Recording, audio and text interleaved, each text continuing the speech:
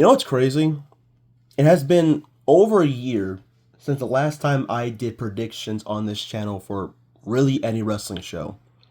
Like full review of predictions, like in general, minus some other wrestling content videos. Maybe I did one for like AEW Wrestle Dream, but like in terms of like making a full video that's just about predictions, it's been over a year. The last time we did it was for Elimination Chamber last year. It's like, you know what? Let's switch that up and let's actually do predictions for the wrestling shows. I'm going to do one for Vengeance Day.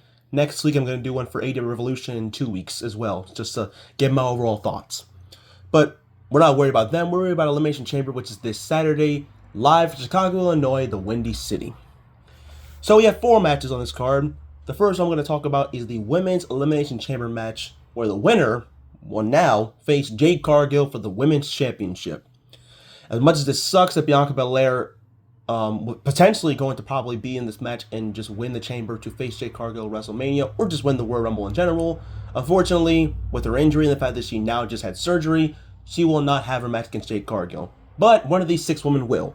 And those 6 women are Rhea Ripley, Alexa Bliss, Asuka, Kiana James, Raquel Rodriguez, and Tiffany Stratton.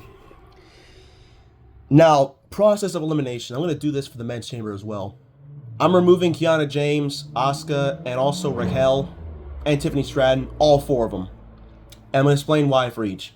Kiana is being billed as the future star. Her time isn't there yet, so I think it's better off to just not try and have her win. I'm not moved by a Jade Cargill and Asuka match because they had a match at Night of Champions that didn't deliver. And as much as they are definitely pushing Raquel, I'm still not moved by a match between her and Jade Cargill either.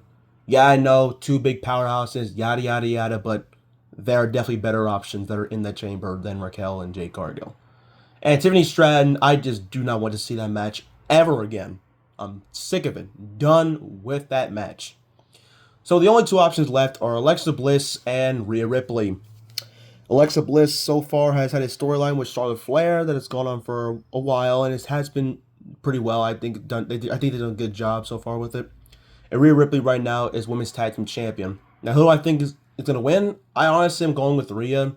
Not just because it's the safe option, but I feel like a lot of people are saying Alexa Bliss should win. And I know Malik made a video, Narcolepsy Boy, made a video that it should be a triple threat between Jade Cargill, Alexa Bliss, and Charlotte Flair at WrestleMania, which makes no sense to me. I feel like there's no reason why you should add Jade Cargill to the storyline that they've been telling for Alexa Bliss, Charlotte Flair for months. There's really no reason for it. I think it's better to just go with Rhea because I'm going to be honest right now. I think her and Io are losing the tag titles on SmackDown to Nia Jax and Last Legend. They're pretty much doing a repeat of what they did with Bianca Belair, where her and Naomi lost the tag titles to Liv and Raquel, and then she went inside the chamber and won the chamber. I think that's exactly what they're going to do. So yeah, I'm going with Rhea because her and Jade is just a bigger match in my opinion. No shot to Alexa Bliss. She's great, but she hasn't really been seen as a massive threat, in my opinion, since 2018. I think she won't reach that peak anytime soon. Next is Becky Lynch versus AJ Lee for the Women's Intercontinental Championship. I definitely have Becky retaining because Becky hasn't won a match against AJ Lee so far. AJ's gotten 2 victories over her in the mixed tag match at WrestlePalooza and the War Games match at Survivor Series. This is pretty much just their way of giving Becky her win back. I think the feud will still continue at WrestleMania, but I'm not gonna lie, this feud hasn't really moved me that much since all the hype they had for WrestlePalooza has kind of died down. But I will say, I'm hoping the match can deliver. AJ Lee's matches have really been hit or miss for me. I feel like her match at WrestlePalooza was kind of sluggish, same with the performance at Survivor Series, so I'm hoping Becky Lynch can give her a good match, but yeah, I have Becky winning. That's all I gotta say about it.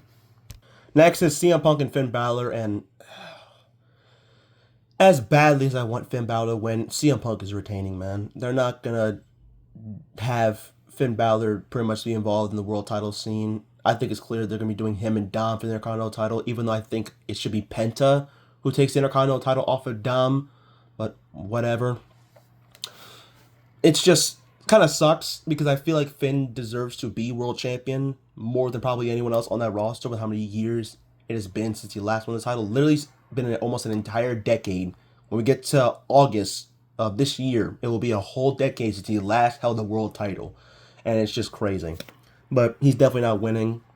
Punk is retaining his title. Him and Roman's just the obvious match for WrestleMania. So Whatever. And then we have the men's chamber match.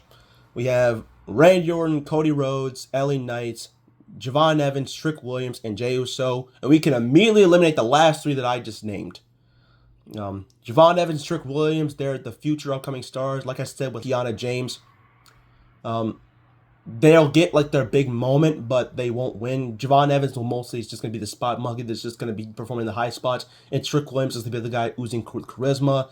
And it's generally crazy the fact that he's the only heel in that match. Yeah, he's probably the most over star in that entire match when it comes to just how much star power he has since the moment he made his arrival last month on the main roster.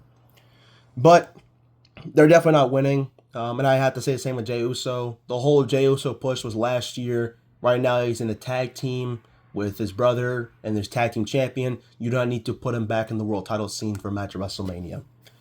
So that leaves LA Knight, Randy Orton, and Cody Rhodes. I'm definitely worried that they possibly could just have LA Knight face Brock Lesnar. And even if they don't have that happening, I still don't think he's winning the chamber because I generally do not know who the hell LA Knight could face at WrestleMania. I've honestly just probably given up on LA Knight ever being world champion because time and time again they have failed to give us a chance at LA Knight continuing to actually be world champion. It just sucks so much how much you have pushed him up the card just to never give him the world championship. You failed 3 times to give him the Money Bank briefcase. He had a U.S. title run that didn't really go well because he lost to Shinsuke Nakamura, who lost a lot of his matches and a lot of his feuds. And even when he gave him the belt the second time, he was just a transitional champion, Jacob Fatu.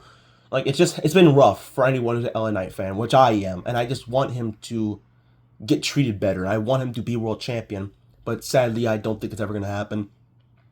So, with Cody and Randy being the only ones left, Cody is like the safe option because he's their top guy, but I just do not want to see Cody and Drew go at it again. That feud has gone on for way too long, and they've had 900 million matches. The fans are sick and tired of it. I want Randy Orton to win, but I do think that they're probably going to still do a multi-man match for WrestleMania. Personally, for me, though, if they go that route, I don't want Cody involved. I think Cody needs to move on from Drew McIntyre and face somebody else. Like, have him and Jacob Fatu go at it one-on-one. Or hell, have him and Sami Zayn go at it one-on-one. Have like Sami Zayn cost him inside the chamber. Have him pull like a Shawn Michaels Elimination Chamber 2010. Like go under the chamber and cost Cody Rhodes the match. I think that'd be great. I think that would add a new chase of pace for WrestleMania. Actually hype up. It makes you feel like WrestleMania. Because it does not feel like WrestleMania right now. Yeah, I know we're 2 months away. But it still doesn't feel great. Like, the hype is right now dead in the water. And right now we need something actually shocking and something great. And while Randy Orton is a well-established name, I will take him winning over Cody winning because Cody does not need to face Drew McIntyre again. We're done with it. Move on. They should have moved on with the 3 stages of Hell match, but they're still going on with that feud. And it's ridiculous. But yeah, that's my predictions, man. If you have your predictions, leave them down in the comments. But that's all I gotta say, man.